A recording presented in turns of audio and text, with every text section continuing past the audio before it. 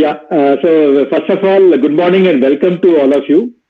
And go to the next slide, Harry. We would really want to convey a deep appreciation and thankfulness to Shri Devaraj, who is the Deputy Director of the MSME Development Institute, Bangalore.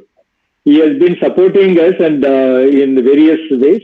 And one of the few dynamic directors I've seen in MSME who has been really interested to improve MSME, how they grow their business and become profitable. Thanks, sir, for joining this webinar. And I'll give a brief about the team we'll be talking. I'll be talking something about the export capability improvement, what is required, especially in today's scenario. And then we have practical considerations on export marketing will be done by Sri Nana Rao. Nana Rao comes with more than 33 years of experience in the automotive and other industries. Similarly, business development, especially for MSMEs, Mr. Mukundan will be talking about it. And he again comes with more than 35 years of experience in construction equipment, mining equipment, and he has been selling that across the world.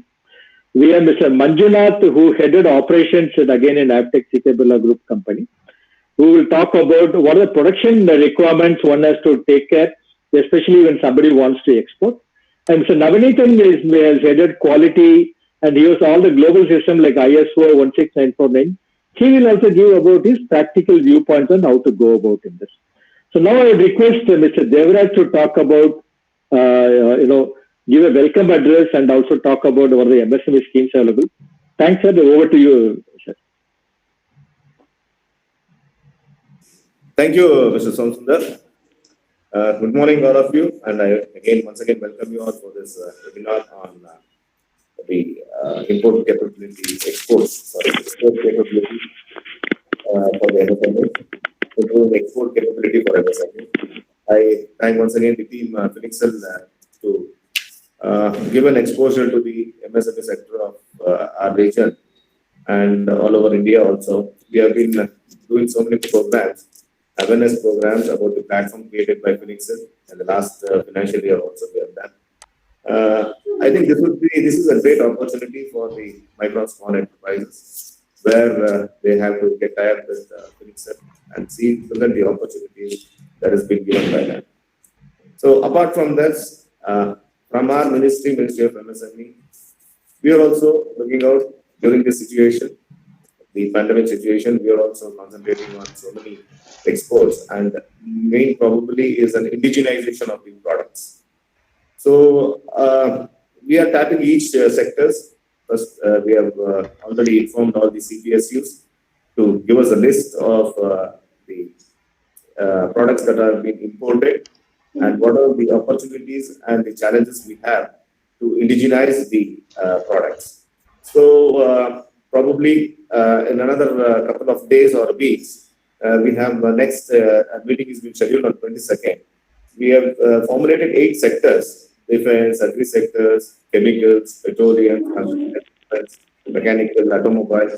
These type of some 8 sectors have been identified by Ministry of MSME, and we are collecting the data from each ministry who are procuring, especially from the government side. We are doing where the government of India is procuring from other countries, like importing the items, and where all the MSMEs can pitch in for indigenization of these products.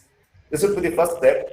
And the second step is each MSME Development Institute all over India will have an export facilitation center where we will be guiding the entrepreneurs, especially the MSME sector people, like what all the challenges you can you can come across when you start doing the exports.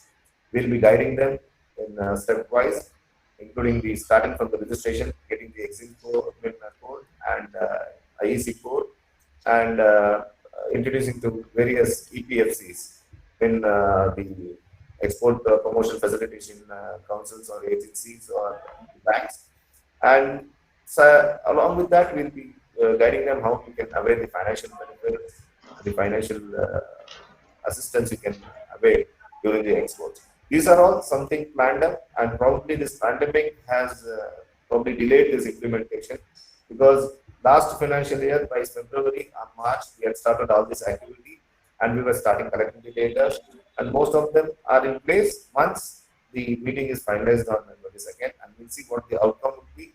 and definitely we'll have various platforms where we'll be sharing that list, and the MSME sectors can go through that components or the items or the products and start thinking of investing in that probably to develop those products.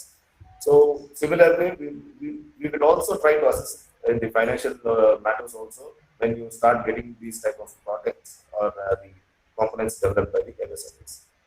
So basically, let us understand more. This is with outside. When at the outset, I have to introduce about my ministry, what we have taken the steps towards improving the export capability of MSMEs, showing them the route where you can get the opportunities to export these products, and probably we may start doing the indigenization also. In fact, the other way around, we'll start importing it and we'll start developing the products here, facilitating all the MSME sector also in turn with the CPSUs. So, as we have seen, many challenges were thrown at when during this pandemic about the manufacturing of ventilators, and probably we have already taken step. And as you know, BEL is also started doing that ventilators, and many MSMEs from Karnataka also, you can say, when they started doing it, many Karnataka MSMEs have started giving their contribution by supplying so many components to a ventilator. So these are some of the initiatives that has been taken by Ministry of MSME, and hopefully during the next seminar or next webinar, or probably I would share this with the all the industry associations about the products that would be indigenized, and probably we look up on again on the export facilitation center that will be initiated in all the MSMEs all over India, and MSME Bangalore will also have an export facilitation center here where all types of assistance will be. So, small introduction about the agency without taking much time. Probably we'll listen more about the opportunities we have and the products that can be exported from India from Mr. Sundaram and Mr. Nana Rao and Mukundar and also Mr. Manjunath. Thank you very much for being introduced very beautifully by Mr. Sundaram about our ministry and the activities also. We will definitely support all the efforts in many ways. This is the first step we can say to take about export, and many other schemes will be linked to improve the capability of exports like technology upgradation, certifications, and the reimbursements towards patents, so many things. So that would be a different agenda, and probably we'll hear more about today's program about the improving export capability for MSMEs. Thank you, Sundaram. Over to you. Thanks a lot, sir. So should we leave for any questions now for the MSME director, anybody, or we can do towards the end? Anybody has any queries, they can. Yeah. Now I was telling the participants if they have any queries for you. So then we can start the presentation. Yeah. Can we have it in the last end? Yeah. Okay, sir. Okay. Yeah. Thanks, sir. Thanks again for giving the opportunity for us to conduct this webinar along with MSME Development Institute. For all the people, MSME Development Institute has been a pioneer in implementing various schemes and supporting MSMEs in Karnataka. And they are conducting regular events to help MSMEs. And we have been immensely benefited by that. And I really thank Mr. Devaraj for giving this opportunity. Now we'll start up from our side, Finexcel, what we do. As rightly talked by the participants, okay, we will address about what the export opportunity which is available for the MSMEs. Now, to give you a brief introduction, a lot of global companies, original equipment manufacturers, tier 1 companies from countries like USA, Europe, UK, Japan, they have regular direct sourcing requirements from India. However, because of various issues, many MSMEs are missing out on this huge and long-term export requirement. When I say direct sourcing is basically the part which is going to be finished product. For example, a part which is going to a car, it may be a steering wheel or a component of the steering wheel, maybe a tire, seat, or even the fastener which is going to that is called direct sourcing. Now, based on the number of vehicles which are made, that is the type of requirement an MSME has. Today, somehow it has been cornered more by large companies. It has not fully come to the MSMEs, and this is a huge opportunity not only in India but a huge opportunity outside India, especially in the developed countries. Now, what is the gap? The Indian MSMEs, yes, they need to build some capability to build and compete with the supply chain. When I say global supply chain, India is only one of the countries. There are other countries which are competing in India. India itself, MSMEs have to compete with medium and large companies. So, what is that our MSMEs lack, and how do we bridge that gap? That will be the focus of this presentation. Again, as rightly said by some other participants, there's a supply chain relocation happening from China. See, it is not only for a political reason the supply chain relocation is happening. Because of the COVID problem, okay, there is a fear in many people's minds that because it originated in China, there may be a lot of disruptions happening in the supply chain, due to which people want to have an alternate. I mean, so far for manufacturing, especially, and a lot of small businesses, okay, China has been almost a single source for a lot of components. Now this situation is changing, but unless we are competent enough, unless we have the capability, we cannot address this market, which has come for the reason which nobody expected. So this is the right time for MSMEs to grab this opportunity. Okay, that is very important, because this type of situation may not come all the time. In a normal situation, there is not much opportunity for MSMEs from India to capture the market.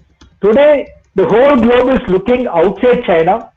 The only country which is almost the same population as China and that's the capability is India. And MSME, because they contribute more than 90% of the business, so MSMEs is a very big potential, and we feel there is the right opportunity to grab it. Yeah. Next slide, please. So, see, if you look at Indian MSMEs, it's not that they don't want to export. Lot of MSMEs, they have an aspiration to export. Okay, the potential MSME gets a long-term business. He can probably wants to supply for a General Motors, Ford, Daimler, Toyota, Volvo, or off-highway equipment like Caterpillar, Allison, or a medical devices equipment, or even aerospace, though it is a little bit down. Okay, but there are companies who are doing now budget is really very high. Okay, a lot of companies who are actually suppliers to Rafael or even defense companies, they want to set up offices or assembly units in India to cater to the defense sector. That itself gives a lot of opportunity for a lot of MSMEs to participate. You may be aware that government gives a lot of funding for MSMEs to participate using technology development fund, where they give for development cost for 2 years, they give a grant of 10 crores. It is not a payback, it's a grant of 10 crores subject to meeting certain timelines they are giving. So government is giving lot of facilities for people to start doing business, especially there is a lot of trust on MSMEs to grow and develop. So this is the right time we have to see how do we grab this opportunity. Okay. Go to the next slide, please. Yeah. So when you talk about the exports, it is not only MSMEs, it is cutting across all the companies. They lack in certain things. One is the biggest problem what a global customer says is continuous assurance of quality assurance. So they expect that in automotive, they had to conform to a global standard like an IATF 16949. My colleague Navanitan will be talking in detail about it. They want to see that the manufacturing systems are perfect, especially today, everybody follows a Toyota production system, which is also called Lean. My colleague Manjunath will talk about this in detail. We will talk about product liability, because this is one major issue due to which global companies do not, or they're little bit hesitant to source from MSMEs. And there's a gap, because, I was talking to a Volvo global sourcing person last week, and he said, sir, we actually go to large companies because our product liability is very stringent. Now, one product liability can wipe out the margins of the entire company. So, who can do we can withstand this type of liability? So, there are ways and means of doing it. We'll see whether we can support in that direction. The fourth important is the packaging, because especially in the exports, people want a rigorous packaging. For example, we are talking for say some steel, supplies. They want a rust prevention or a galvanized or some type of a coating to see that it doesn't get rusted when they land it, because when you are exporting, especially metallic components, it is going across thousands of kilometers, several thousands of kilometers. Then it goes by sea. When they receive it, it should be spick and span. They do not accept rust. So packaging becomes very important. The next one is, people expect today that MSMEs have the latest technologies for operations, either an enterprise resource planning like an ERP, customer relationship management like a CRM, because today's world, most of the transactions are happening online, and many MSMEs have still not got into this. Maybe they are a little bit, feeling that it may be very expensive. So is it the right thing to invest in that? So a lot of concerns MSME have. Okay. And the last, if not the least, the top 6 is, today the industry is graduating to the 4th generation manufacturing, which is called Industry 4.0. For that, today it is not very expensive, because in day-to-day affairs also people are using IoT. And this is an expectation from various global customers, especially European customers, that if an MSME has somewhere gone into the game of implementing IoT, they get a preference to get order compared to people who are not implemented that. So I am trying to say what are the top 6 items where people expect that the MSMEs have an export capability. Okay, next one. Now we are saying all this. Any MSME, actually, I can't say any MSME, maybe most of the MSMEs, they have the typical problems. Okay, one, they always have a problem of adequate and timely banking finance. Maybe they are not getting at the right rates.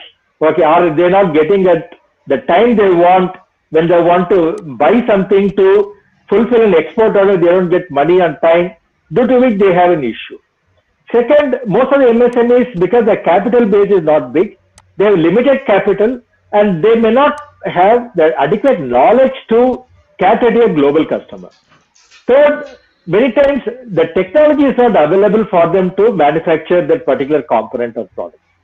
And many MSMEs, they have a limited capacity, production capacity. Suppose a customer wants, say, 1 million tons, maybe they may have some 1,000-ton capacity. So they have this type of issues they have. Next, they don't have a marketing budget. I mean, leave alone the export. Even for India, sometimes they have a problem of having a marketing budget, employing the right marketing people to go and address their clients. They have a concern on modernization and expansion, because many MSMEs probably for 30, 40 years also, they're not expanded, they have the same size in which they operate. Then they have an issue of availability of skilled labor at affordable cost. Somehow a lot of skilled labor, the demand is very high because of competition, and that is being picked up by large companies who can afford them. The MSMEs always have a problem of getting that type of right skilled labor at that time. So they have an issue of getting the right labor. And again, they don't have a lot of manpower to follow the government agencies. I thank Devraj sir saying that, now government, especially MSME and MSME Development Institute, they are proactively trying to reach out to MSMEs to see that they can avail of the benefits that the government offers. But on the other side, this is one of the issues what MSMEs have faced, and in case this can be bridged, it will be of great help to both. Yeah, next slide, please.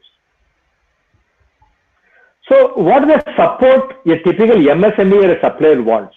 Yes, they want somebody to support business development, because they don't have adequate budget, or they don't have adequate presence either in India or abroad. They want somebody to contact with the customers. Second, because of various issues, account receivable issues or different issues, they don't get the money on time, so they want some type of invoice discounting facility, which is compatible with their resource. Second, they want to understand various government schemes where it can be helpful to them to do business on a sustainable basis. They want a lot of support in implementation of systems.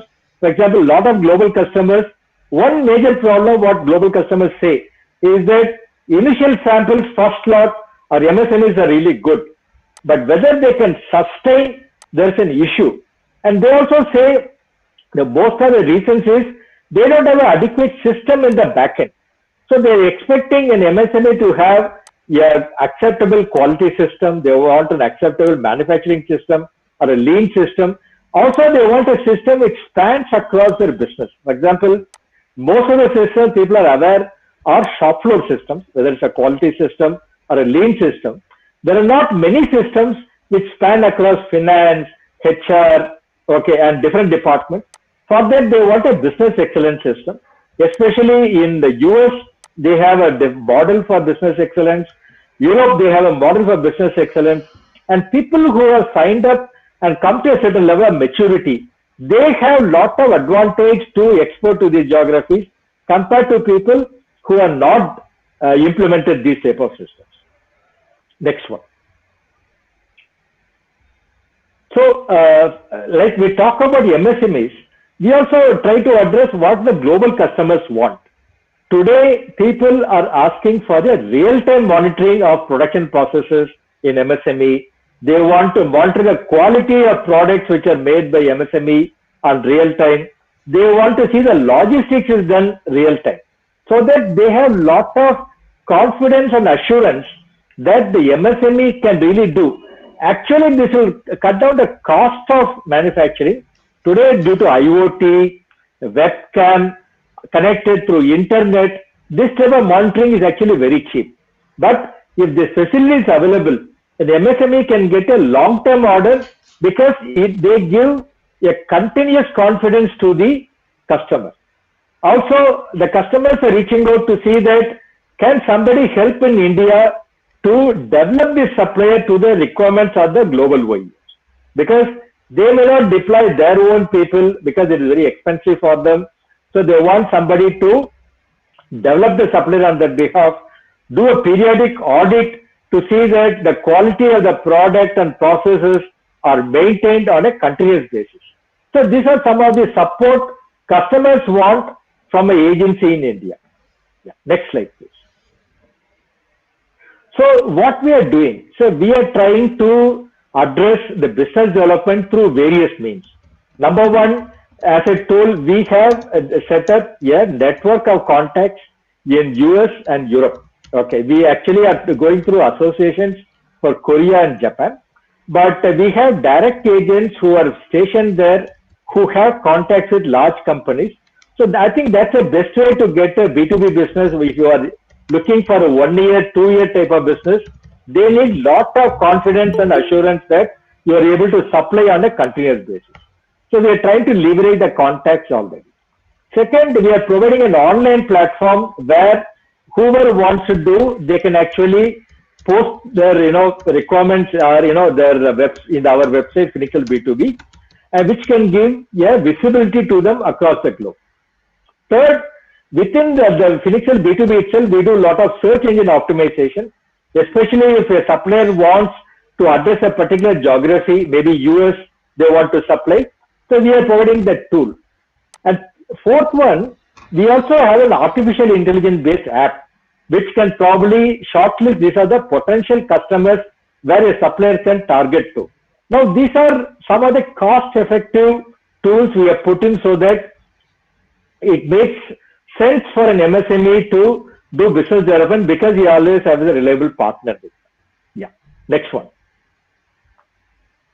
Second, most important, most of the MSMEs have said is that they have an issue of working capital, especially if the customer pays, normally people pay after 2 months. In a LC environment also, by the time they get the money back, it takes time. Based on the LC terms, whether it's a site LC or a USANS LC, what they have agreed with them, it takes time. Okay. Second one is that banks, there is a limitation because number one, they need collaterals. Number two, their interest rates are quite high. So we're looking at something where they don't have to plug their entire assets, but they have some type of workflow happening. And there are a lot of financial intermediaries we are partnered with. They give at a lower rate than what they get from bank, maybe with a minimal collateral or without a collateral. And of course, as Devraj sir rightly said, MSME itself offers a lot of soft loan schemes to help MSMEs to do the business. And there are government schemes like for quality somebody can avail of, because similar to ISO or other things globally, Government of India has come with a scheme of zero defect, zero effect. Anybody who wants to get certified, they get assistance from the government, because government, based on the turnover, they give 40% to 80% subsidy the government gives. Next, there's a lean program the government gives. We also implement the lean systems to see that the production systems are on par with some of the best manufacturing companies around the world. So MSMEs get this type of support either in finance or in system, and finance and system also due to government subsidy. Next one. We have an elaborate supplier enablement process, because when an MSME comes on board, okay, they probably may be capable of dealing with a global OEM, or they may not. Many times what happens, they are not fully aware about what the global customers want. So there is a gap. So what do? We enroll MSME. Then we first talk to them, what the potential client base they want to target, what type of business they're looking at. We also tell them what the typical expectations from a OEM, global OEM. Then we have a discussion with them to see what they want. Next, we assess the MSME, because this is very important. Unless the MSME is assessed neutrally, they may not be aware where they stand. Okay, so we do a quality assessment, we do a market feedback assessment, because MSMEs maybe they want to, people would like to see their financial backing, other things also. We'll do that. Next, we also see the overall, how they are able to capable enough to do business. Okay. Now, if there are significant gaps between what a global customer wants and what an MSME is doing, we try to bridge the gaps. So what we do, in a sense, we implement global systems. We check with the OEM to see if they have any specific system, which also we'll try to fulfill for them. Okay. Then we also monitor the capability on a continuous basis, handhold them till they become really capable enough to start exporting. Because, at as this stage, they may not be able to export, but with capability improvement, definitely they will be geared up to export. What do we do after that? We qualify. So we give a rating. You say an MSME, maybe we give a star rating, we give 1 star to 5 star, like in Z program, they call bronze to diamond. So we have our own way of certifying, and sometimes we also invite a third party to do the to do the certification. Then what we do is that we say this MSME has, say, 3-star rating. So we go to a global customer and say the MSME has a 3-star rating. Do you have a requirement which is matching with the 3-star rating? If they have a requirement, because any star rating is also linked to the price of the component also. If suppose they want to do a roughing operation, semi-finish operation, they may not be really looking for a 5-star rated MSME. Okay, to that extent, anybody in that across the spectrum, they can get a business, because many people do not know. Everybody feels that they should be like, we are Deming certified, then only they get business from global. It is not so. They also have different requirements. They only see that whether the MSME is able to meet that requirement. That is what is very important. Yeah. Next slide, please. As I told you, today the customer is expecting a real-time monitoring. I mean, when I say real-time monitoring, most of you would have probably booked a cab through Ola. So when you book a cab through Ola, you know where the particular cab is, what time it is going to come, which road is going to come, when it is going to come, from the luxury of your mobile phone. Same thing people are looking at for industry and most of our MSMEs, and that is not very expensive. To mobile itself, somebody can track. They want to see whether the suppliers are meeting the requirements, contractual requirements correctly, whether the equipment calibration is done okay, whether the manufacturing processes are meeting the quality standards.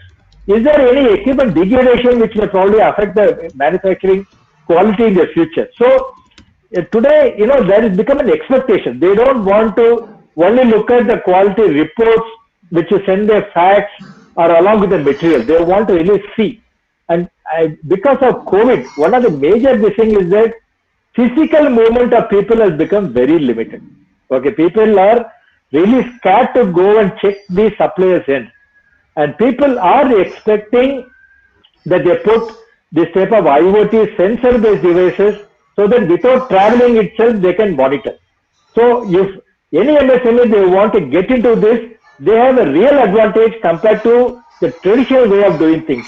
I can tell you, not many medium-sized companies, large companies are adopted.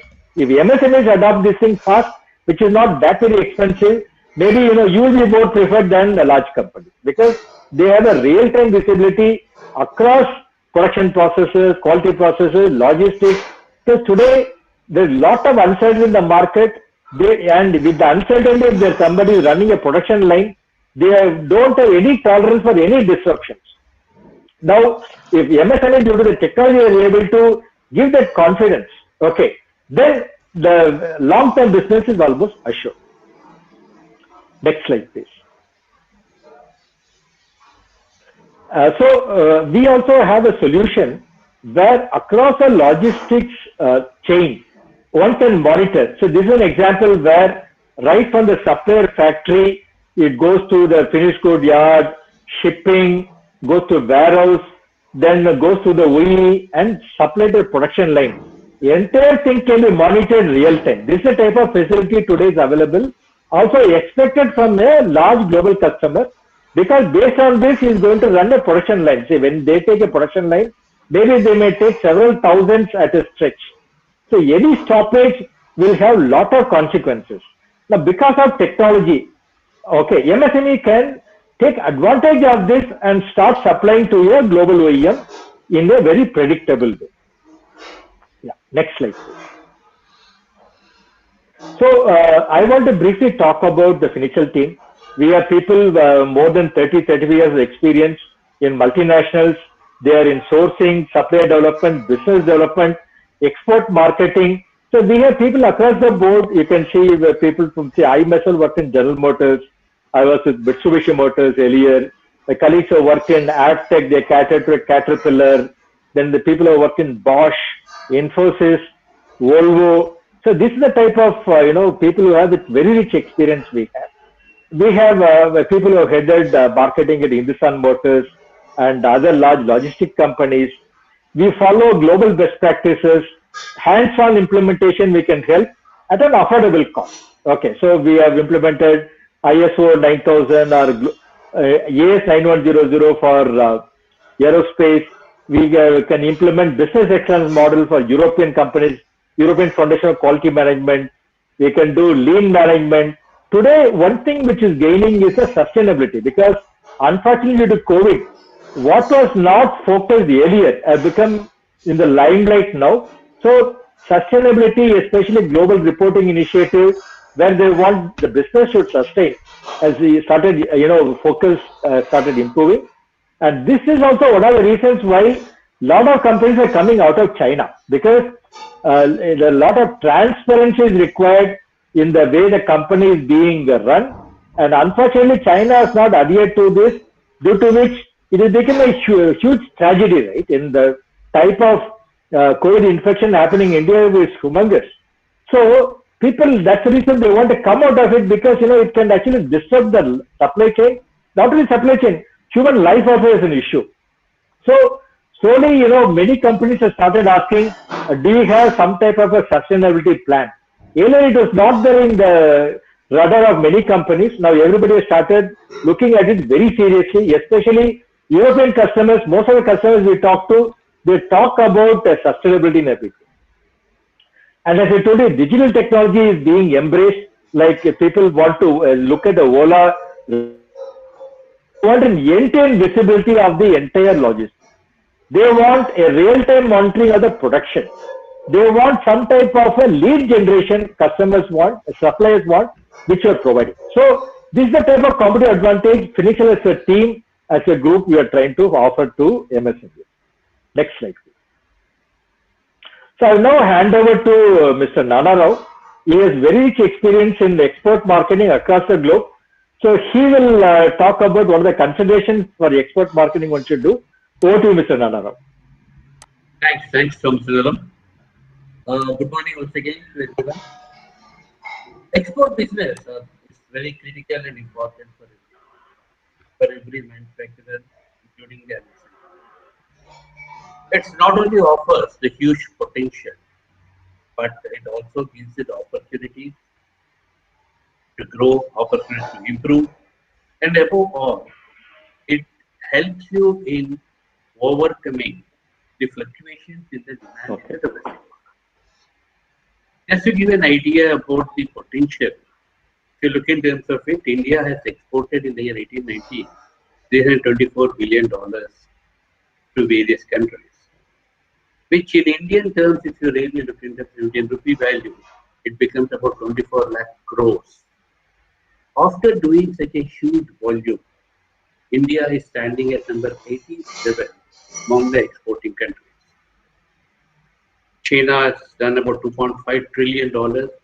America has had $1.8 trillion. I mean, if you really look in terms of this, that total potential that's available, it's huge. It's up to us how well we can tap that potential. Now, having spoken about it, I'm not saying that the entire potential is what we as MSMEs can tap in, but that only gives you an indication in terms of the amount of value that is available in the business. Next slide, please. The second thing I'm talking is about the opportunities. Now, when it talks about the opportunity, whenever there's a competition, somebody becomes more refined, more better, more stronger. Now, the customers who are buying car components or parts or any products from overseas, they are of two types. One is for their new product altogether. Two is a replacement of what they are already buying from one of the domestic suppliers. That they do it for the cost optimization. If you really look in terms of the profile of the purchases, about 75 to 80% of these purchase export orders would be coming for the cost optimization parameter. The cost optimization, because obviously the developed countries are very expensive in terms of labor and other resources.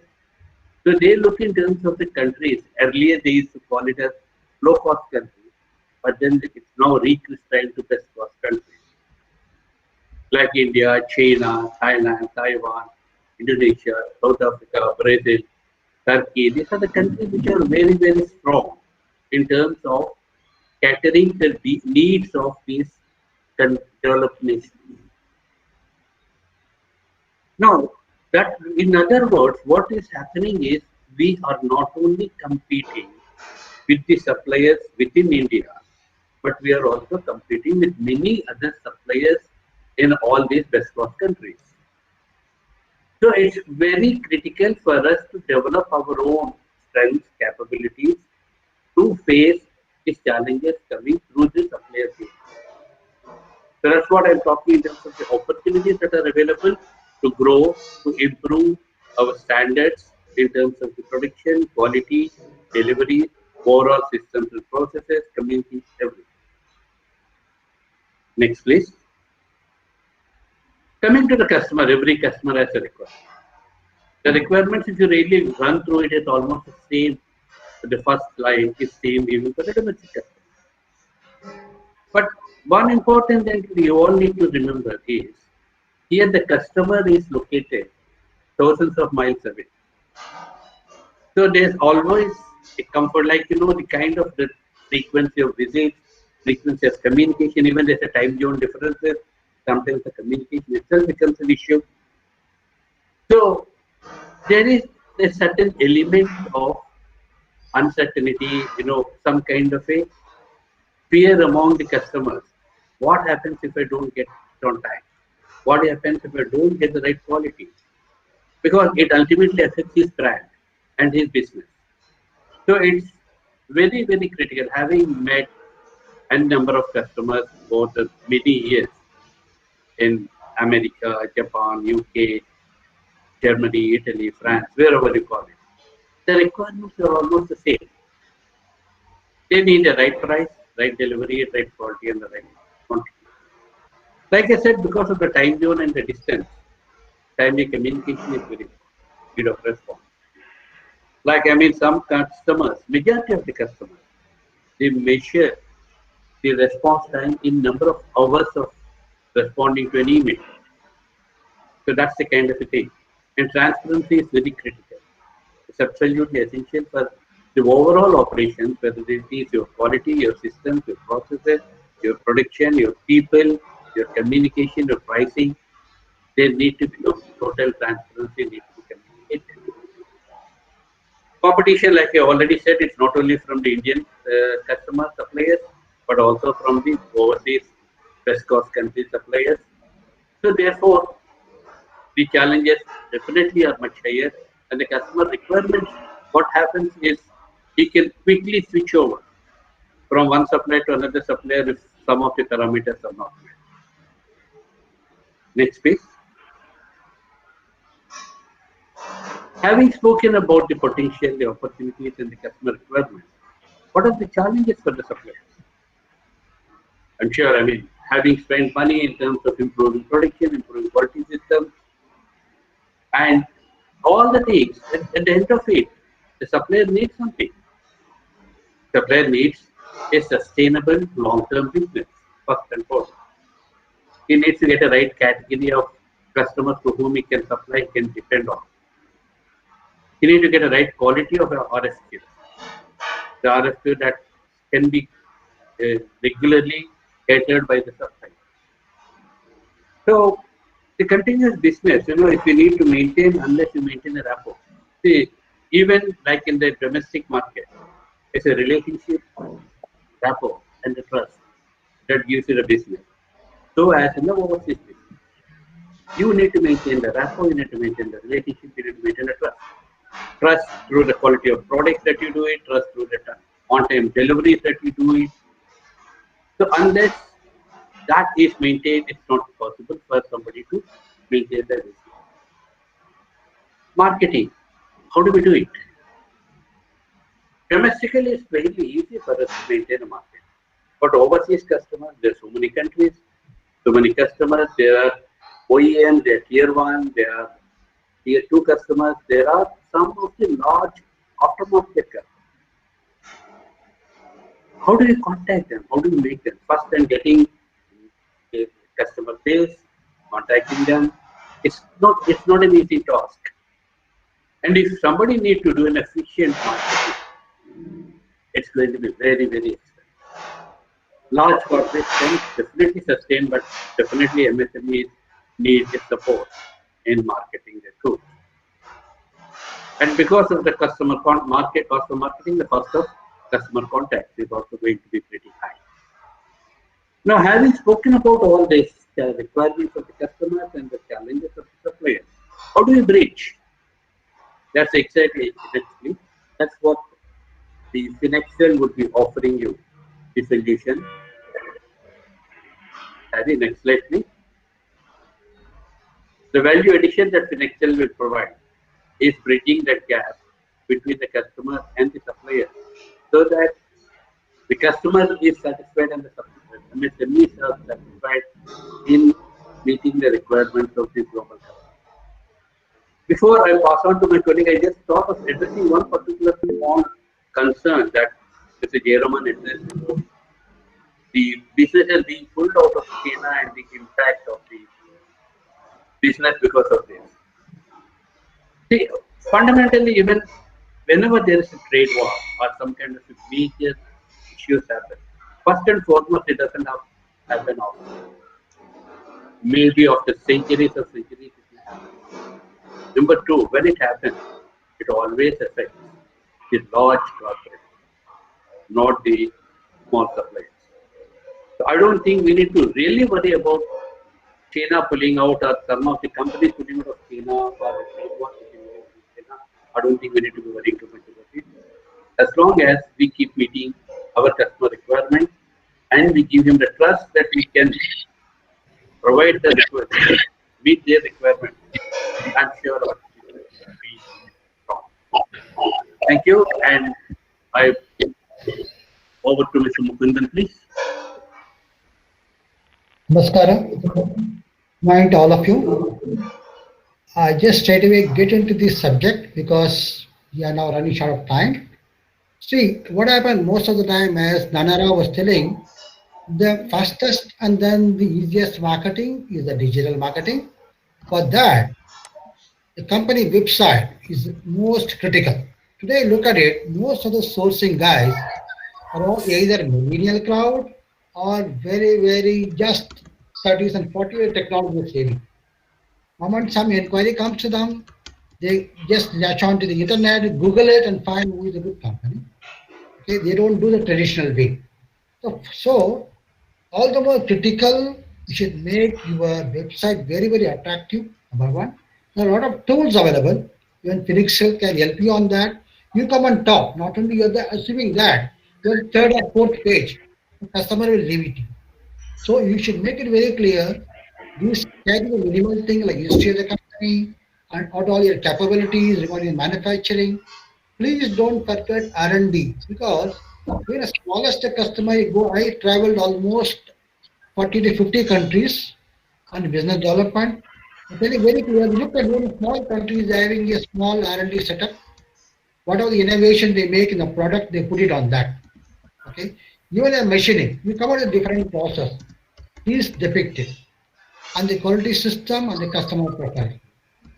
So more critical, I'm telling you, your website is going to be your ambassador, like ambassador of the country, which is what going to opening the gate. But it is very, let me say, very competitive in pricing. We don't spend much on this. Okay, next slide, please. See, next one, you get a lot of RFQ. What happened? The CEO of the company, SMEs, you should be very clear on this robust RFQ generation and the review process. What happened like a pipeline, no? Not a ತಿರುಳು. That the funnel ಇರುತ್ತೆ, you come and put in the things in the top, something comes out the bottom. Same way, you get hundreds of inquiries. Out of that, my experience I tell you, hardly get 5 to 10 get converted. Don't get disheartened. That's why keep filling the RFQ pipeline and then review that very periodically and systematically. Second one, whatever you develop, whatever the review is done, you selected the product to do that, put your best effort, product development strategy. Before you do that, any product you take it up, possible, don't mind about spending a few amount of rupees. Better to go there, visit the country. My experience, I tell you, when I was supposed to give some particular product for Russia, what I did, I went to Siberia. It was minus 45 in the month of January 20th. I remember it. I went there. 4 days I stayed there. How they operate the particular equipment, everything you seen. Then I found a critical component there. All my products will work except a rubber seal. So I came back and talked to my R&D and then made certain changes in the product. We went into a better product of the seals, which never failed. I'll tell you that subsequently, I almost got more than $2 million worth of order. Okay. So please spend some time on your product development strategy, product development, very clear development strategy, and we should keep reviewing the process in between. Never say any process, oh, I just said it will go as per that. Mid-path review, mid-course correction is very critical for you. Similarly, before starting anything, please have the end in mind. That means you committed to the customer, I am going to give it to you on 30th of December. You committed. Start work backward, what all the activity is supposed to do, so that you give you the each in every milestone and keep reviewing that and then keep correction. And please bring in a lot of parallel activities. Okay? Don't say series, one after that. Don't do that. That's why more critical in the case of export, aligning the team. Tell me that the marketing guy can bring any number of orders, okay? I tell you my personal experience, I was almost around 25 to 30 years I spent on that. Out of that, last 5 years of my career, I spent only on the exports. So if I'm able to make my homework and go there, definitely order is in your hand. I have seen a couple of countries. You look at Taiwan. No? I visited there. They're all very tiny industries, like what you have that. Small scale industries, not even medium scale. Okay, tiny. They do so many exports. Okay, today either in the machine tool industry or look at in the case of electronics. How is it possible? Because they keep always end in mind aligning the team and then they embrace the right technology at the right time. ಮುಖ್ಯವಾಗದು ಆಗುತ್ತೆ. ಆಮೇಲೆ you bring in your team, once you align the team, oh, just align ಎಲ್ಲ form ಆಗಿತ್ತೆ. No, it is not new. Okay, sorry, I'm trying to talk in between some Kannada so that gives some little flavor. See, agility and ABC are telling you should bring in organization, agility, business acumen, and collaboration. What do you mean? Agility means everybody should, the team should be agile, not the only the marketing guy who talks, oh, go there, bring the order. No. The whole entire process of development team should be there agile and everyone should have a business acumen. What I mean business acumen? Here, can I do a different process? Can I bring a different material? I give an example. When we got something from the Daimler, we used to do the welding process of your planetary carrier. Okay, the gear technology. We thought that it came back and told them, look, we have been manufacturing only gears and shafts so many years of 20 years of experience. You follow this, we have a lot of respect what your process, because German is the ultimate in engineering. They think that without hurting the customer, can you try the way which we do that, planetary carrier, without welding, we can go in for the process. I remember both Manjunath and Navneethan, my other colleagues, we spent a couple of time with them, explained the whole process. Good portion, no? They said, okay, we are open, we'll make a try of that. After introduction of that, we are almost able to increase our productivity by almost 30%. I didn't want to change the process, we applied together and make certain things. So the people should be there in the whole thing, business acumen. Here comes, idea came from the both Manjunath and Navneethan. I only carried the things with them, talked to them and got things done. Success is there. So please think that Indians are equally intelligent, if not more. Okay, sometimes I feel I am more. Another example I tell you. I was in Vegas, about to go there. 2 days before, the CEO called me. Hey, do one thing. When you go into Vegas, can you go back and touch the company called Terex, where my other team is working on that?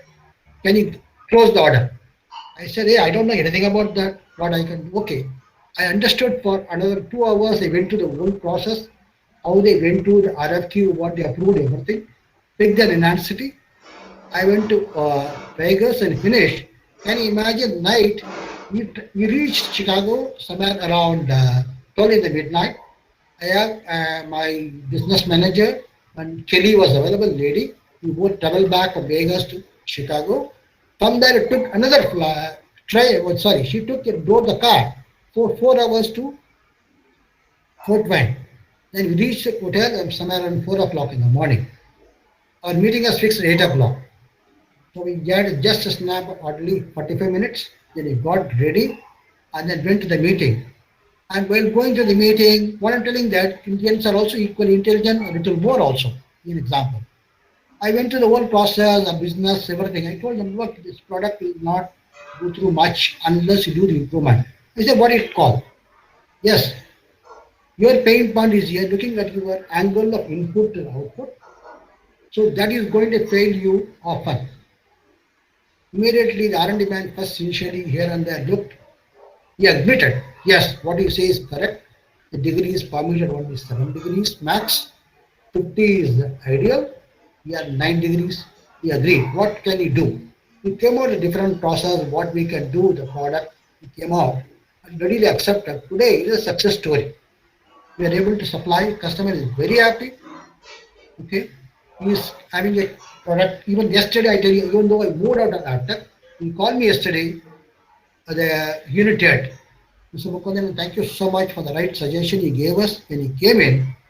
Our problem used to be haunting us whenever we go to the field earlier. Really, it is solved for us. We are really very, very happy about that. Look that the what you call that, the kind of relationship you build with the customer, no? You do that. Second, when you go there, no, don't just go there only for one product. When you go there, sir, I'd like to see the shop floor. I went to the shop floor, saw that not only the gearbox, I can do the prop shaft, I can do the front, what do you call that, vibration damper, couple of products. 3 more I picked. Customer was very happy. Come on, I came for one. This guy can give me for 3 or 4 products shipping as a basket. So your value chain goes up. Customer also follow comes down for it. He's very happy with that. There also they will take some issue on your face. Now they will tell you back how you solve some of the ceiling issue and other things.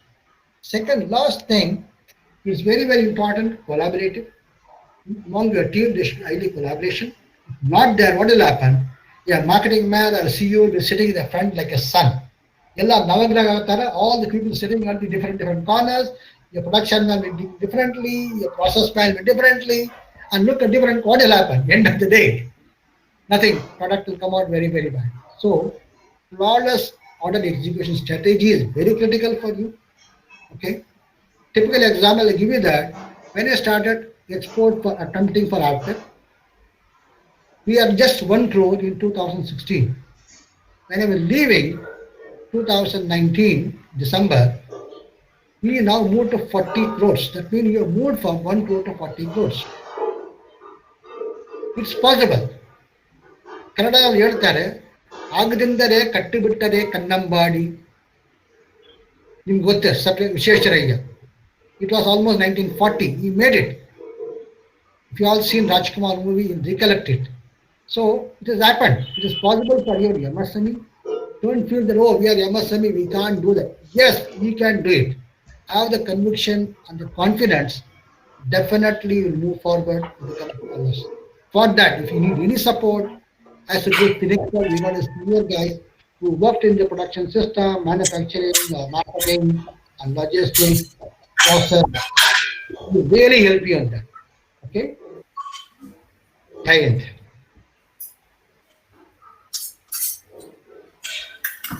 Hello, am I audible? Yes. Go on, Manjunath. Okay. Yes. Okay, I can say good morning, namaskara, and I think it's already 12, so it is good afternoon. So as Mr. Mukundan, Mr. Rao, Soma, they already spoke about so many opportunities, so many examples that how we can get an opportunity to do the export, and then we can become more successful in business. But operations, to become total quality production workshop or a machine shop, so what is required is the real discipline inside the shop. Operations is nothing but the discipline what you maintain inside the shop. So the main focus areas, if you see, to become a total quality production organization, so we are looking at these points which we feel it's very important, and Finexcel can join our hands with you to see that in these areas we can come out with the best solutions and satisfy the end customer. To start with, workshop organization. So workshop organization is nothing but a safe, clean, neat arrangements of the workplace which provides a specific location for everything and eliminates anything not required and supports the employee. So that's how the organization has to look out, and then how it can support an employee. The next is that visual controls. Any outsider who enters inside a company can easily understand with the way we do the display of the internal production system and the graphics, what it is, how it is going on from month on month, what are the improvements we are doing, what are the actions we are taking. So all these things should come in visual controls, either at the area where you do the real operations near the machining areas, or at the glass board in the entrance. So that should give a total picture that yes, this unit is doing so well, these are the inputs, these are the outputs, these are the value addition, and this is the way the visually the controls are maintained. The next is the error proofing. See, everybody will say that process flow is identified, and then once it is given inside the shop, the people should follow it. Yes, one is that process will go on as per the process, what is identified as per the control plan, but error proofing is also required in the process to see that there is no any mix up, or the wrong component should not go from one particular process to the another area, one stage to another stage. So the different controls, like we can say Pocayo case, and we also develop with less cost, with low cost, the receiving fixtures, and then the receiving gauges, so which we can identify and then plan. So this will also support the complete process. The next is the pull system. Like from one stage, the people should pull from the previous stage, so that the operations will be continuously, it is maintained, and also the component moves from one machine to another machine, and to the end timing is controlled with this pull system. So that is very much required. So here, more than talking about this word, practically when we stand along with you people and then understand the real timing, then we can really see that in what way we can support in making a real pull in with a good arrangement, like two bin system, bin to bin movement, the conveyor, the material movement from one machine to another machine, so to control the particular timing. So here, so this is the pull system which should help us in getting the final results. And coming to the supplier development, see, it's not that everything can be done from one MSME unit, that 100% requirement of the component or a product can be done everything in-house. So we have to look out for some operations nearby supplier or the vendor development we have to do. So for those operations, there is no need that everything has to be invested within the shop, and some of the established suppliers can be developed to get that our actual requirement from outside. And the containerization, so this is more of packing and then the forwarding. So basically, when the components are made, I think our senior colleagues were talking about the controls, how we manage that, how the material is moving from a manufacturer to the customer. So how the packing and forwarding has been done, how the containers had been packed with the best solutions to keep maximum products, maximum components inside the container. So here also we can do the layouting, and we can support the team to come out of best solutions. And the next is the quick setup. When we are doing the setup in the machine, we also look at SMED system, that is single minute exchange of dies. So within a single minute, that is that within 9 minutes maximum for changing a setup from A to B, B to C, C to A. So this is what the best solution to get the quick result. But what we are looking at in the quick setup is that in what way we have to keep all the required fixtures, required gauges, required material, everything near the machine. Once one is getting completed, how we can start the second process. So there should be a separate trolley system. The trolley should keep all the things required for the next setup. So here also, this is a more practical solution where we can really stand near the machine and then look out that how we can change from one setup to the another setup. And coming to the plant and machine layout, so this is the thing which really support the best machine layout gives the best process, and we have to see how the machines are located, how one particular operator can work on 3 machines or 4 machines. There are some examples that when we started, we were doing the machining in PSA for transmission components, where we are doing the individual operations with individual operators.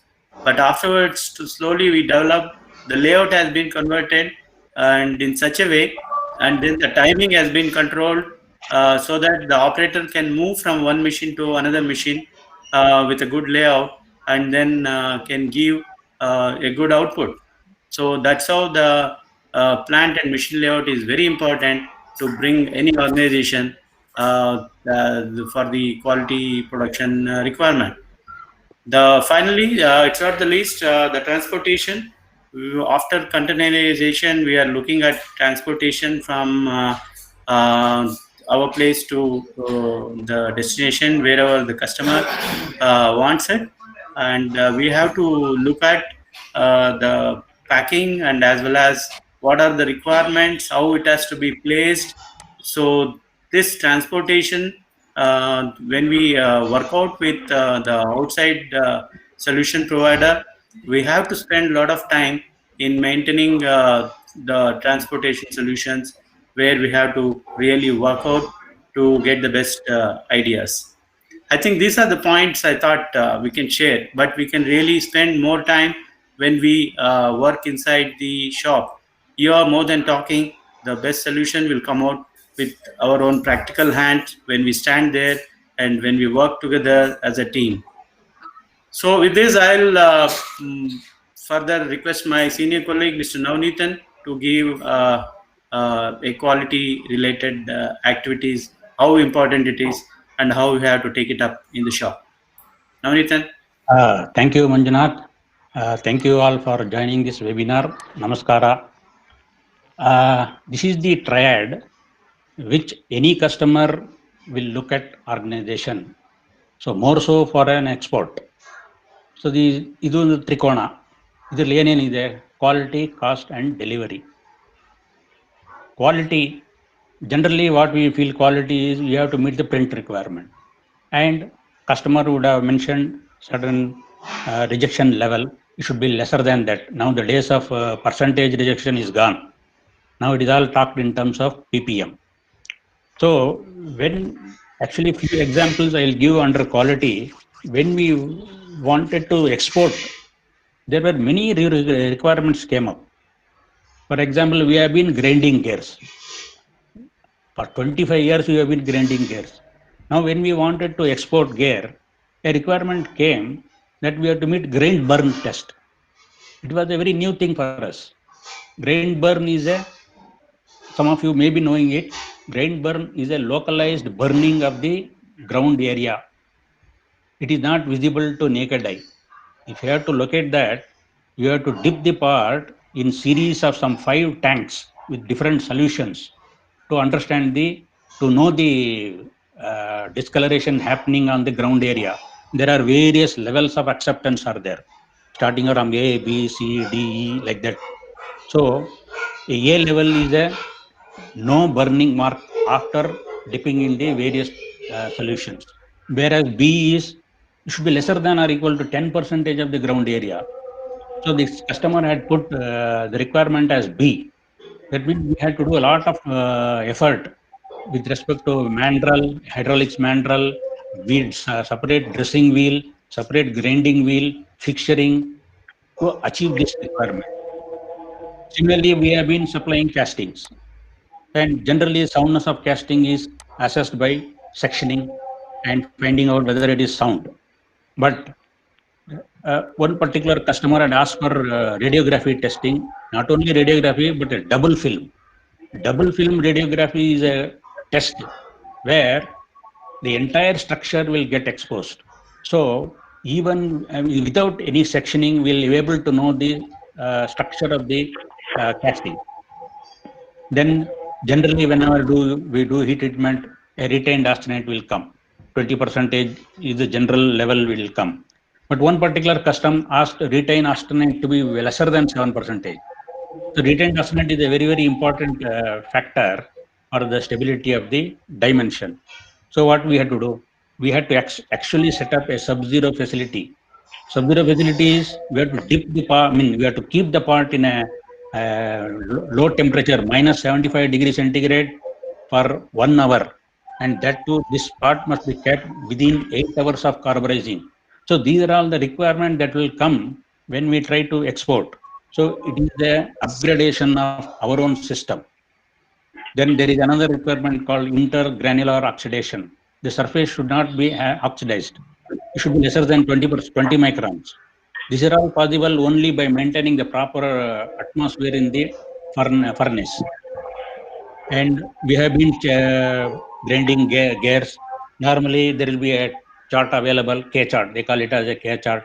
As long as the profile is within the K chart, it is satisfactory and we'll be accepting it. But there are customers, overseas customers, they don't want a S pattern to come. It may happen in such a way that the S pattern may still be within the tolerance, but still it is not acceptable. Why? It can lead to noise. So quality requirement get increased when we try to export it. Then of course cost. Whenever inquiry and order is placed, there will be a contract made by the overseas customer. Agreement will be made where they will demand 3% reduction, year-on-year reduction. Without that, we will not be able to continue the business with them. Delivery, there cannot be no let-up on delivery. 100% delivery must be met. There are some customer, they will demand actual photograph of the parts that are ready for packing to be sent to them before it is delivered. So this is the quality triad. Basically, it is dependent on the skill, motivation, and awareness of the people in the organization. Skill andre kaushalate.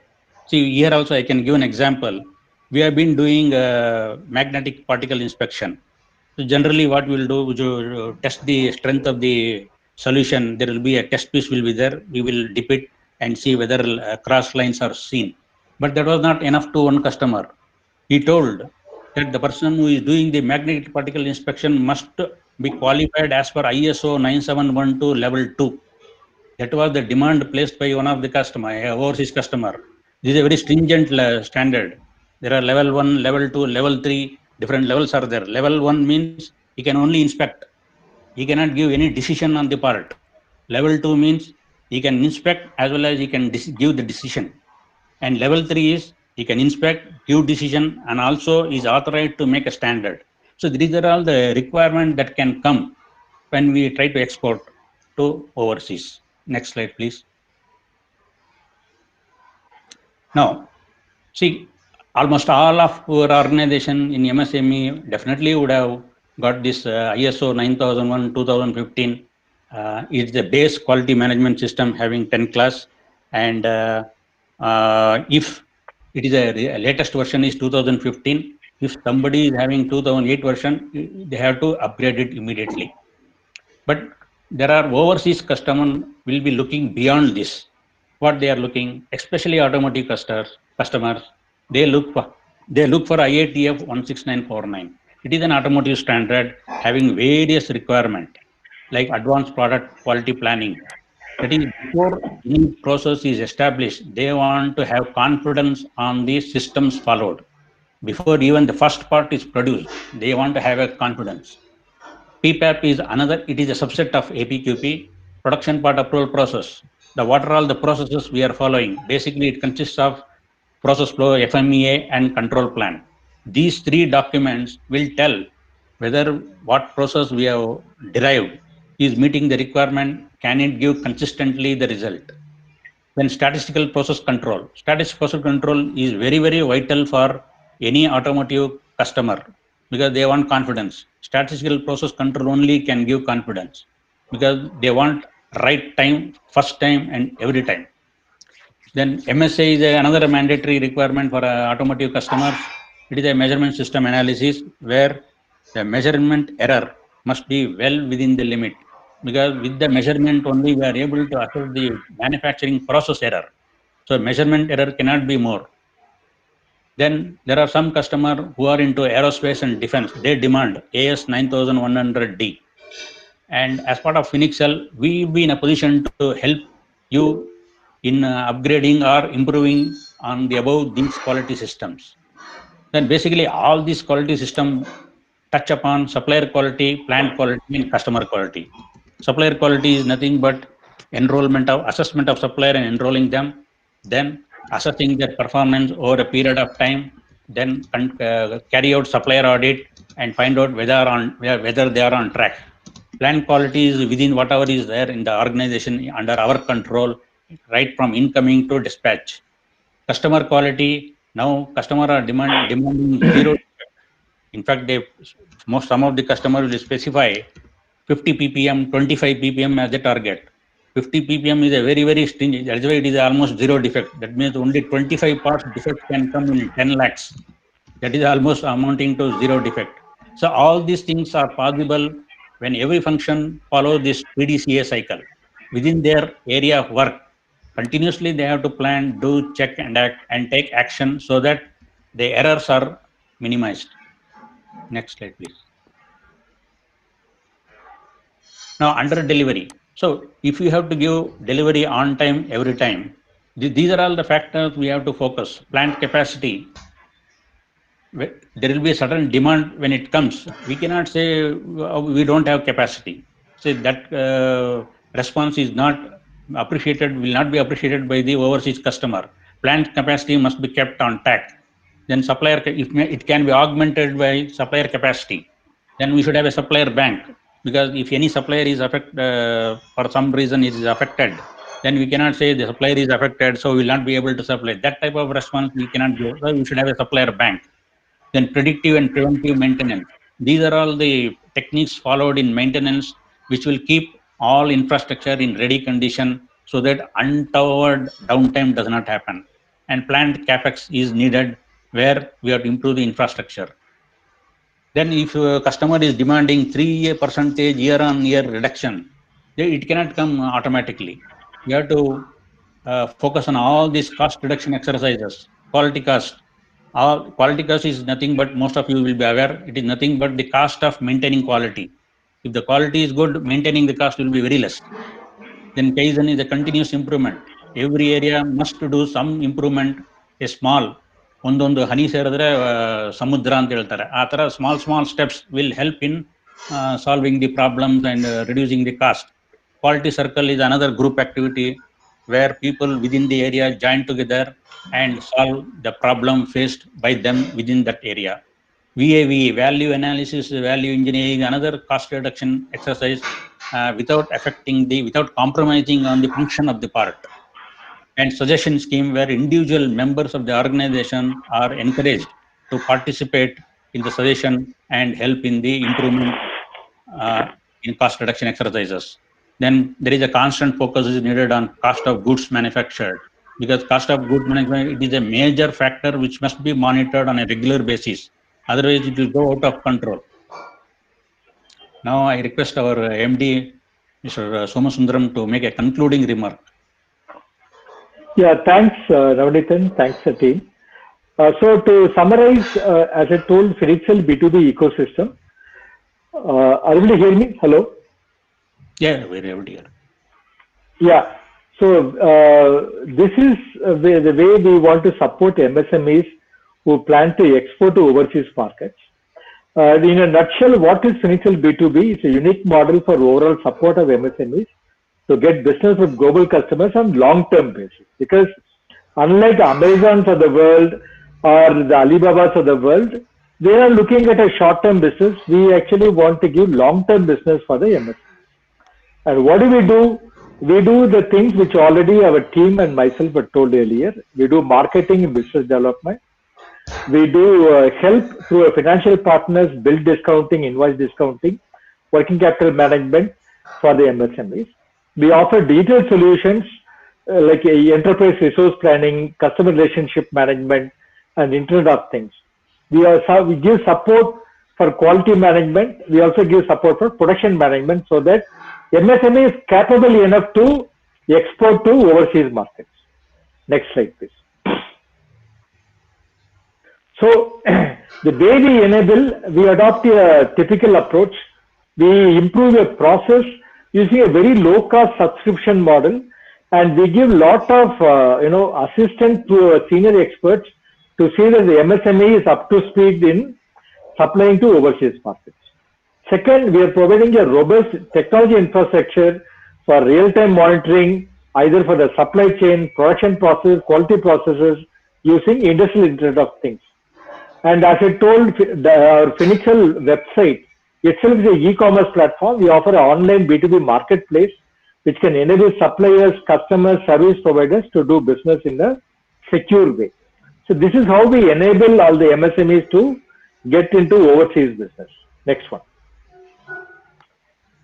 And for those who are interested to enroll in the Finexcel B2B ecosystem, it will benefit in a big way, and the enrollment process is very simple.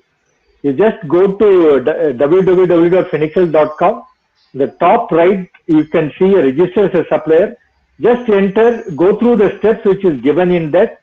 That's it. You will get an admin, will give an approval mail for you. After that, you can start posting your product and services. In case you have any issue, please note down the numbers of myself and Harry. The phone numbers are given in this. You can note down. If you can write to help@finexcel.com, we can provide you further details. So maybe I'll give some time for you to note down these numbers. I'll go to the previous slide. Yeah. Harry, let us show the enrollment process slide, the full screen. Yeah. So that we give some time for people to note down the contact details. You please reach out to us. We'll help you in this.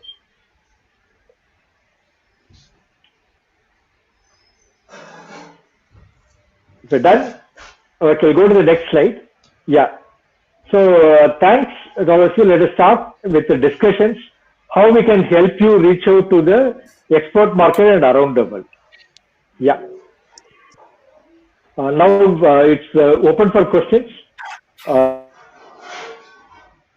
If you are unmuted, please unmute your this thing, which you can do, and start asking the questions. Even ಕನ್ನಡದಲ್ಲಿ ಕೂಡ ಕೇಳಬಹುದು.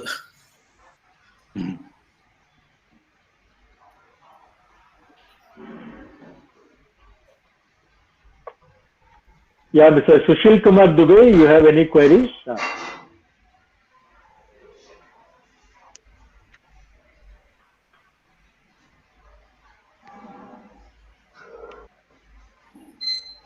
Mr. Shetty, Mr. HK Shetty, Sanjana. Good afternoon, everyone. Good afternoon. Yeah, good afternoon. First of all, I would like to congratulate all the speakers and the organizers for such a wonderful webinar. Thank you.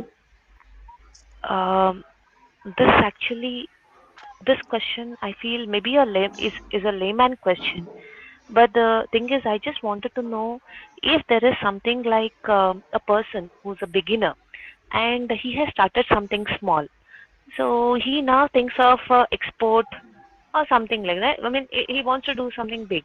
So is there something like where he will get a complete knowledge, A to Z knowledge about export, and he will be in a state where he'll confidently start off with the export business? Is something there like a course or a knowledge imparting medium for beginners? Yeah, there are courses available for export management, export marketing.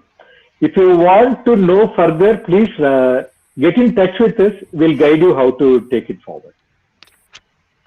Thank you, sir. Just in continuation to what Mrs. Somasundaram said, yes, I mean the colleges definitely provide the course. But I think more than the colleges, it's a practical experience, a practical knowledge. And on the side, experience and knowledge will always be the best. If you can find a good consultant, hire one, let them visit your plant, let them spend a lot of time with you and keep coaching you. Okay. Thank you, sir. Thank you.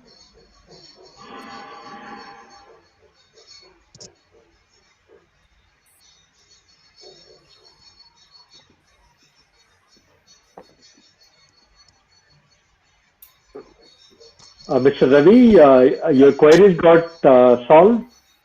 Not yet. Further queries on this? Yeah. We are the authorized dealer for automatic transmission, and recently we are start exporting our spare parts to Malaysia. Actually, we wanted to develop export for more countries. How you can support? What's the name of your organization? I didn't get it showing. Yeah? It's a Trans Repower Engineering Services. We are the Trans authorized Repower, dealer for Allison transmission and Avtech transmission. Okay. Yeah, I would request Mukundan. I'll take this question. Thank you, Ravi, for joining it. See, the question is quite relevant. You started recently, what I understand from our discussions. Yes, it's good. You want to expand. See, Yeah. Excel as a team, as you said, we have thorough professionals available for you who have spent not only the shop floor. Okay, you are basically, what do you call that? A person who takes care of the buying and then doing that operation, doing the services to the people. Here, myself, Mr. Nanada, we spend a lot of years of experience on the export marketing and logistics and various things. We can really help you one and also get a couple of customers also can be done easily. Looking at your product range, everything, if you share with us, you can really expand your product where we can reach. With our contacts, we can also get you because we have, I think from that, I just quickly Googled your thing. I see that more on the construction, mining, and as well as the oil field you are supplying, a lot of transmissions, and as well as the automotive line like buses and other things. So we have a lot of experience on this line. We have a lot of reach to the customers. We can really help you on that. Okay. Okay, thank you. Thank you so much for reaching out.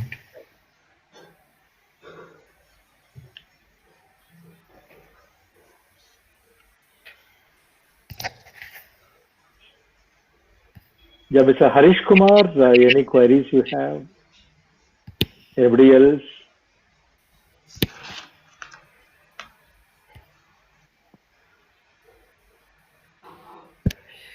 IDPS security system. Sure, you know what is that we can do for you? I'm quite interesting to know about your name, IDPS security and housekeeping.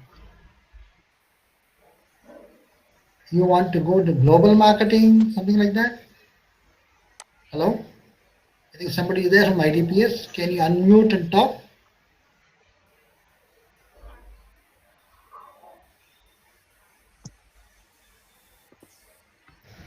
Okay, thank you. So Jayaraman, I hope did we answer your questions you asked about that?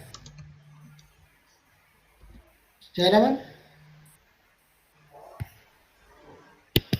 Yeah, I think yes. Is mute. Okay. Unmute and talk.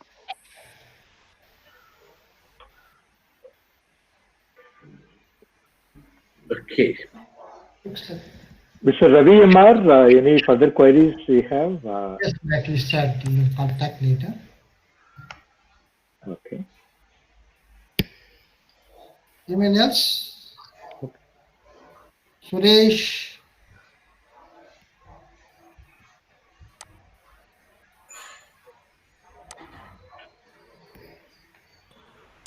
Hello, And, yeah. Yes, Suresh. you can hear me now? Yeah. Yes. Yeah, we can. Thanks, Thomas Devaraj and the other delegates who presented today. It is quite interesting.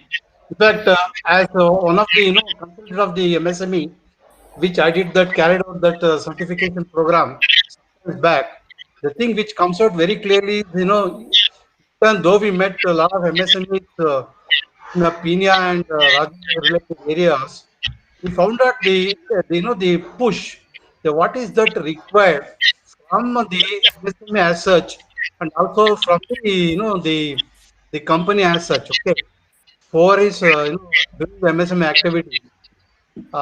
There is a delay. Okay, delay due to what?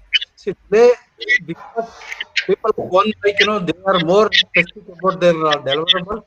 They are more specific about the the whoever being targeted to deliver that one, than looking more in terms of the whatever the support being provided to them to uplift themselves into the certain category that needs to be looked into.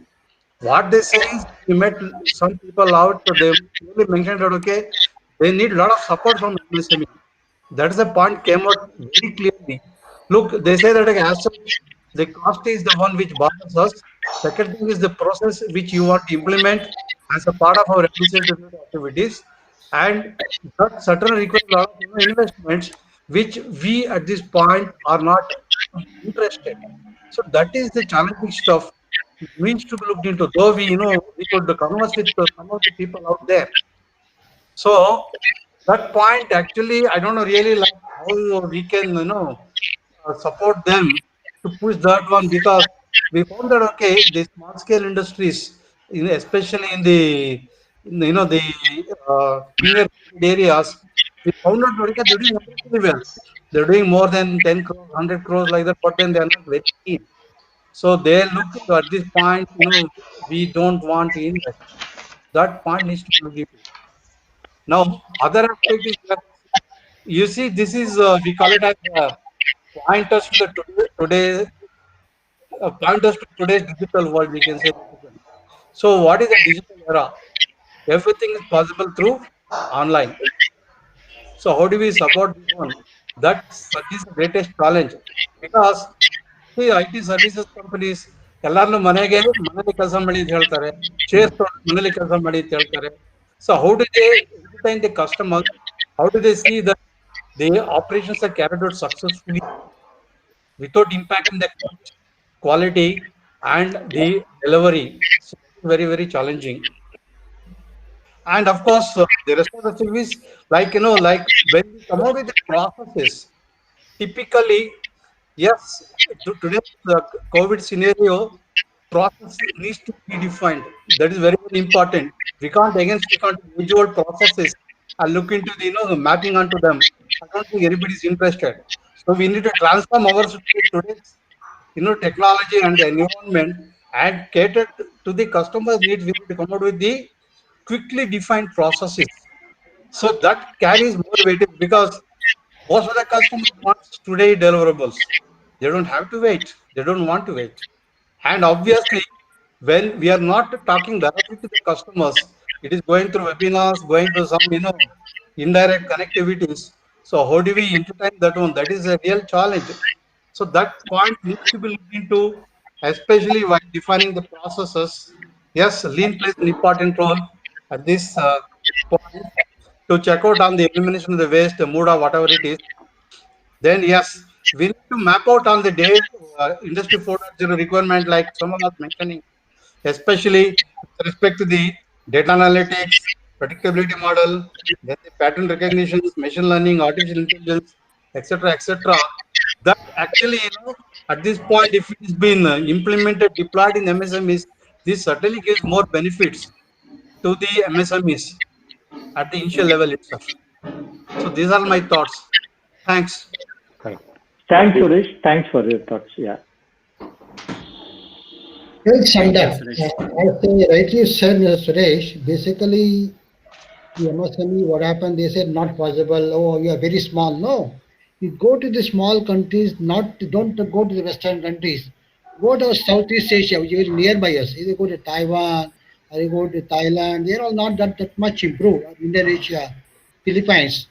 They are a very small place, just like our Finia industries are lesser than that. They give quality because they try to employ more and more towards the technology. Initial cost, they think, no, it is not so. We have a mindset, there the cost is more. No, it is not so. We embrace the technology is possible. And today, as you rightly said, COVID has taught us, sitting at home, people can do a lot of business. Okay, of course, except shop floor people. Even in shop floor, to your question, what can be done by employing in the IoT? We can have the proper spacing done on the shop floor, and we can real-time monitor it, so we can reduce the strength. Today, if 100 is there, so 30% of the people, we can work it out by embracing technology. It's possible. But as you said, ಎರಡು ಕೈ ಇದು ಮಾಡಿದಲ್ಲಿ ಚಪ್ಪಾಳಿ ಬರುತ್ತಲ್ವ ಆ ಥರ you have to join together and work for that you should go to a right consultant we are available, one of the consultant, we are available in Phoenix. We can definitely help industry people like you. That's why we reach all of you through Mr. Devraj, so that we can ready to help not only the big industries which are doing it, we can help the MSMEs also. Yeah, Mukundan, I certainly agree with you. But one thing coming out very, strongly is in terms of the Make in India. Yes. Okay. See, that is there. Obviously, everything is localized. So obviously, you see most of the industry is creeping up. That gives them the opportunity. No need to go to Middle East or Taiwan, anywhere. We can do it here itself. With all this, take care of all these things. Correct, no? Absolutely. I only told you, just go there and see that they are able to do with a small shop. Why can't we do? We can see in a good example. You can see that today opportunity is plenty for us. We tell you, we have been flooded with the Japanese council as well as the promotion Taiwan council. Everybody says, can you do that in India? Because more and more people are coming out of China and other countries. They see that better opportunity. Indians look at it much more transparent, at least good English speaking. Technology is good. Only what is deterring Indians? No? Little bit of attitude. Aag tappa chalta hai. If we give up that, no, definitely we will do it. Because if there are more and more of Make in India, definitely we can make it for the entire world sitting from here. Learning the good practices, more important.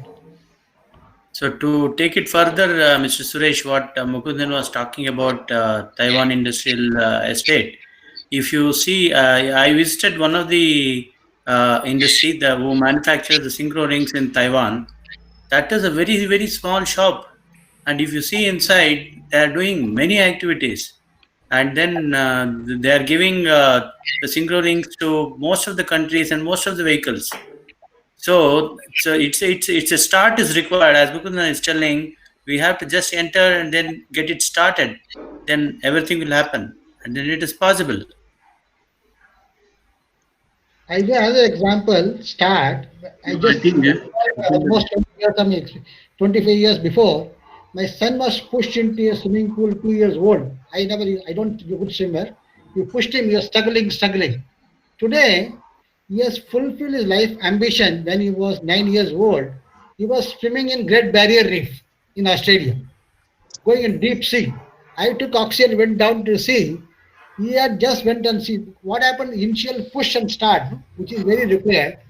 We can do a lot of things. As an Indian, as I told you in the beginning, we got a lot of innate strength as well as the knack of doing things. Much multi-skilling is very good with us. Not like the Western people, we are multi-skilling. If we tune ourselves, work as a team, as I told you, ABC, agility, and then the business acumen and the collaboration among us is there. We can do. When you go down, don't look only for your industry, your nearby, your friends, everybody together we can do it. No. See, the point what I made here clearly is, Yes. when you go to the Western countries or outside India, you see the automation of the process is there. Yes. So the requirement is not there. The process automated, you see the flow there, and you see the benefits very clearly to the accuracy, whatever it is. When it comes to the country like India, where the labor is cheap, where you see a lot of people are involved, and the process is manual, so that's a challenge. So that obviously requires a lot of effort to put it, to educate the people, so also the technology, also the processes, whatever it is there, to adhere to that, because you can't expect 100% automation out here, because it requires a lot of investment. Obviously, MSMEs people can't afford. At the same time, they can't afford to even train the people at particular skill level, because they are also work on their limited resources, the revenue cost, whatever it is. So that point I raised. Okay, Yes. I agree. When you go to the Western side, yes, I know. I also worked on that one. I know. We also reduce the cost of a particular product through value analysis, value engineering. Reduce, by 30 to 40% within 45 days. We general managers work in that one of the medical sector. I know that one, but then that will not work out in Indian conditions. That is the one which needs to be looked into. Yes, sir. Agree. I think only low cost automation. Don't spend too much. Minimal automation is spent because our manpower is abundant with us, and we have to keep them also engaged. They are quite skilled. Agree with you. So finally, Suresh, finally the cost is the key. In case if European industries are coming to India and like PSA and then Daimler, if you see that how they are developing the smaller industries in India, it is only because of the cost. Automation, they don't want the total automation as they have done in Europe. They want the final results, even if the timings are more, but if the final quality is met, then they are okay because our cost is almost less than 50% than their cost today what they are paying in Europe. And I have so many live examples, particularly on the PSA components, which we are developing here. In fact, some of the components after developing in India, so they are taking more component, they're pulling more component from India rather than manufacturing in Europe. So there are different examples like that. The cost is the final thing. Anybody looks out cost. Manjunath, can I just interrupt you for a moment? About Manjunath Mukundan, I think Mr. Suresh definitely has some valid concerns. Whatever he raised are very important. And without getting into the further details or without really seeing what exactly he is concerned, I don't think we should be giving him suggestions sitting right now. Maybe if required, we can always travel to his place as well. See the place, see the issues, see the concerns, and discuss across the table. That would be a more appropriate thing to do it with. So maybe I think we will stop this discussion for the time being and move on to the next. Yeah, I think we can spend more time when we meet face to face. Yeah, thanks, Suresh. Now, any questions from Mr. Sushil Kumar Dubey?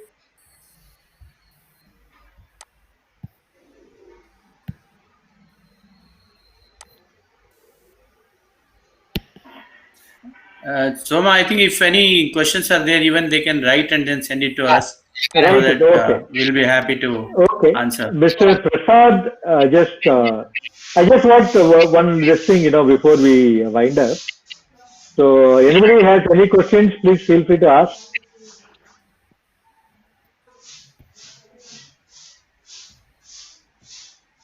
Okay, Sanjana, is your queries solved? Just left. Okay. So if the no further questions, I think thanks everybody for taking the time to attend this webinar. We hope it has been useful to you. If you have any doubts, please write to us at help@finexcel.com or the numbers we had given. Thank you very much and happy exporting. Thanks a lot. Thank you all. Thank you, everyone. Thank you. Yeah, thanks. Thank you.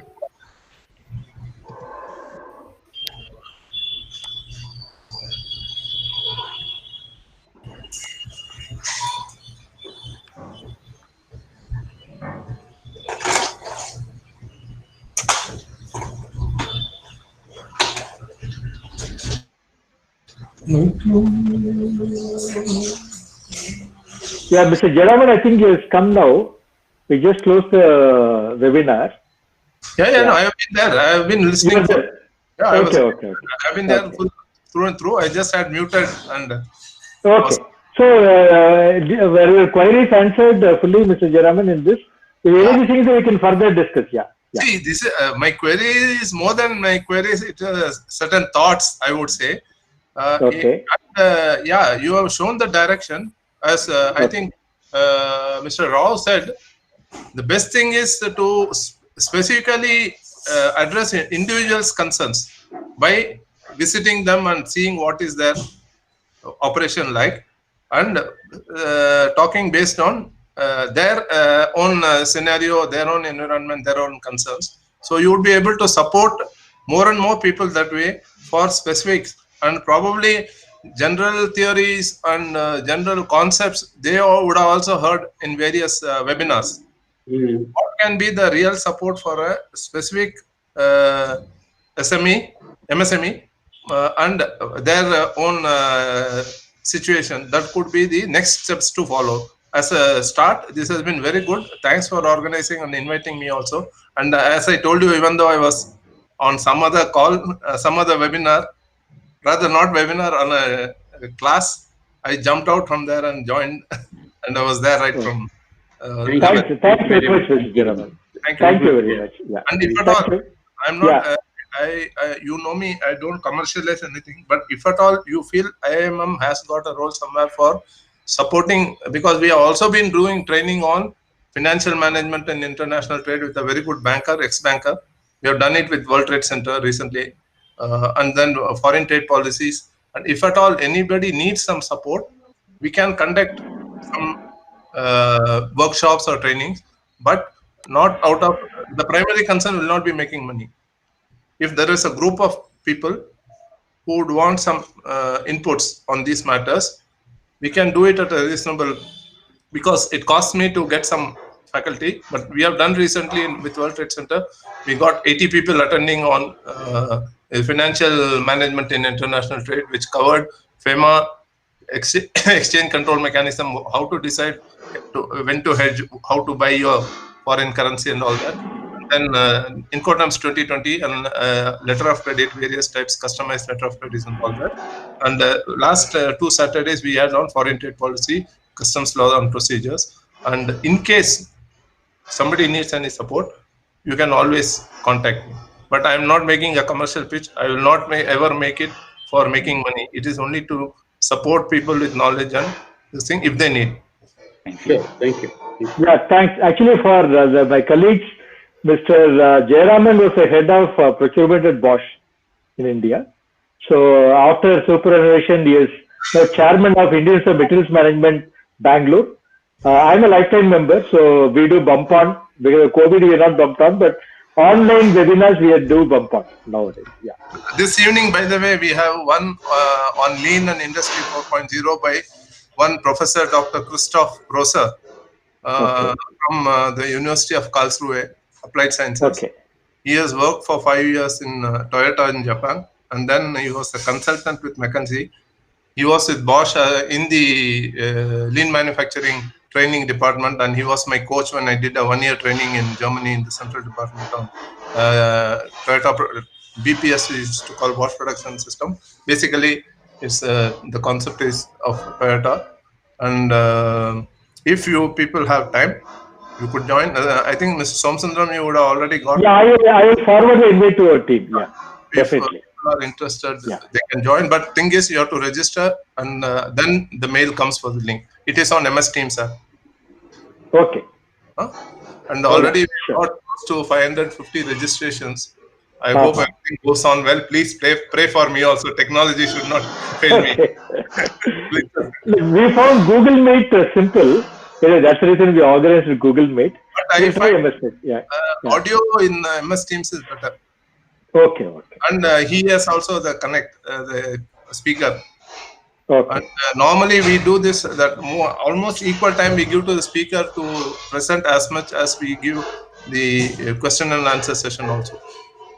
So about 40 minutes of his speech and 30 minutes, but he is flexible to go up to another 30 minutes on question and answers. And I already elicited the queries for the speaker and also shared with him for what has already come to me. So let's see how it goes. Please pray for me. All the best. Go. Yeah. Thank you. Yeah. Thank you. Yeah. Thanks, Mr. Raman. Thanks a lot. Yeah. Thanks for inviting me. Thank you. Thank you. Yeah, pleasure. Yeah.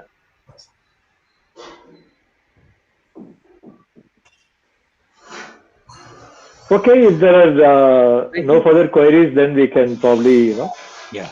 Thanks, Nana. Thanks, Mukundan, Navneethan, Manjunath. I think it went on quite well. Thanks a lot. And is there anybody else in the person? Mr. Prasad, somebody is there? Ravindran. From Pune. Ravindran is there. Ravindran, yeah.